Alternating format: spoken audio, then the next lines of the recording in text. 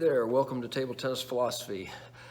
Recently had a couple of requests for some information about table tennis grips, and even had somebody ask about learning how to play the Japanese pen hold better. And for you guys that don't really know what Japanese pen hold racket looks like, it's quite different from your standard shake hand or even your Chinese pen hold racket. And I'll just go ahead and admit right now, I probably don't have any insights into playing Japanese pen hold, except some of these things that might come out in talking about grip today, I think would apply equally to using a Japanese pen hold blade, and we'll just have to wait and see. I'm primarily going to talk about shake hand grip, although my son plays with a pen hold, and I have a little bit of information about that. But let's just start with shake hand. First question was, should you change your grip depending on whether you hit a forehand or a backhand? All right. One of the things about the videos that I do, sometimes I purposely don't do research. I don't try to go find out what 4 other coaches on the internet had to say about this.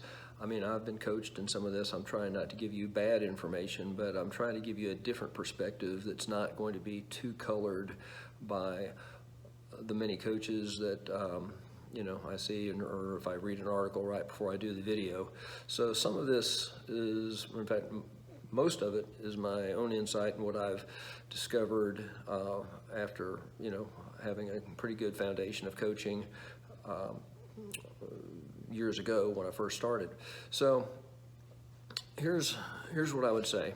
All right, for your backhand grip, well, let's start with standard shake hand grip, okay? That's it. I usually encourage players to choke up a fair amount, have a bit of a high grip on this, so that as your hand moves, your racket moves exactly in that way. I guess it would do it here too, but I don't like the racket to flop around, and if you don't have that in there, right there, it will tend to flop around. Your racket angles get screwed up and balls go places where you don't want them to go. So if you have it like that and it turns with you, what your hand does is what the racket's going to do. This goes with what I'm sure you guys have been hearing. Chinese philosophy is that your paddle, your racket, should be your hand. You want that feeling that that's really part of your body, and I've always emphasized that. We're really big on getting a right feel for the ball. Okay, now I would say that's tricky. Okay, for a forehand, I tend to pull my finger up maybe slightly and keep it pretty much the standard shake hand grip with very little variation on that. Maybe just a loosening and just slight adjustment for hitting forehands. For backhands, I'll pull the thumb up a little bit, but not so far that I can't quickly adjust to the forehand. Now, one of the things that you'll hear sometimes is that you keep that grip the same for a forehand or a backhand, and I'm sure that it is possible to play that way. What I'm going to tell you is that from watching a lot of players, top players, a lot of video of them playing, and my own experience is that when you get to a certain point, you're going to make small adjustments, whether you're even consciously doing it or not. If you really feel like your paddle is your hand, then you'll make those adjustments. Say you're even reaching for a ball, you might kind of pull the racket out just to give you an extra inch or two to reach a ball, and it's possible to do that. The other day I was playing somebody I play on a pretty regular basis, and they were able to switch to their left hand, have good enough feeling in their right hand that or in their left hand that they could go from right to left, and made some pretty impressive shots left-handed, even though they're normally right-handed. So I can't do that, and don't know that many players that can do that well, but it can be done, and you've got to have a lot of confidence in your dominant hand to even think about trying to play with your non-dominant hand, or maybe just some people are ambidextrous. But my point being, if you've got the basic shake hand grip and you've been playing a while, minor adjustments are going to happen, particularly when you're serving, when you're reaching for a ball, little adjustments, but you don't make drastic changes.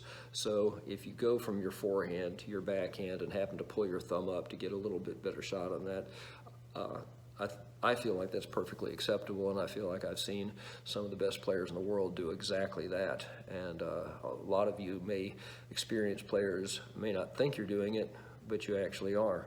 And that's what I've noticed over the years. And I mean, when a new player comes in, that's the first thing we talk about is their grip.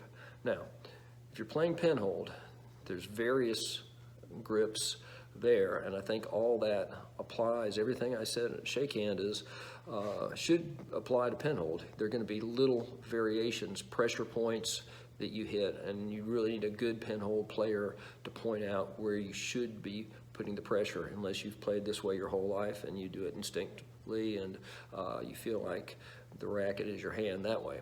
One thing, since I was specifically asked about Japanese pinhold,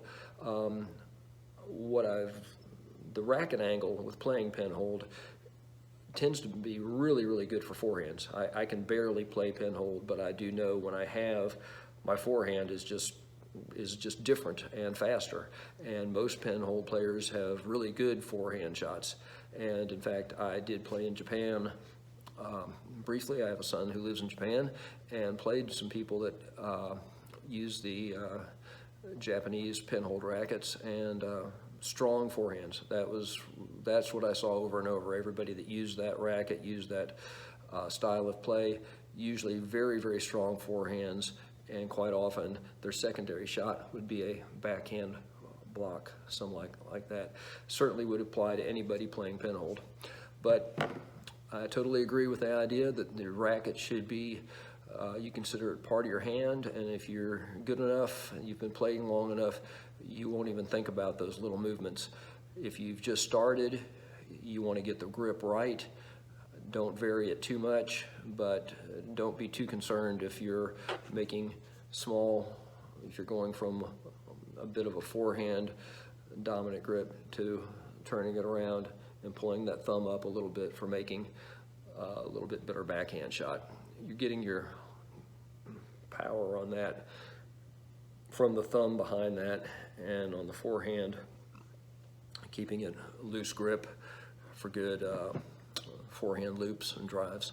All right, well, I enjoyed that. I may have to broadcast from some different places in the next few days. Getting some work done here in the table tennis dungeon after we had a water leak, and one of my opponents was slightly splattered with some water, and I'm sorry for that, but we're going to get all that fixed up. In the meantime, I'll be down to one table. The other table is going to be in a construction zone, and but I plan to keep the videos coming. So thanks a lot. We'll see you next time.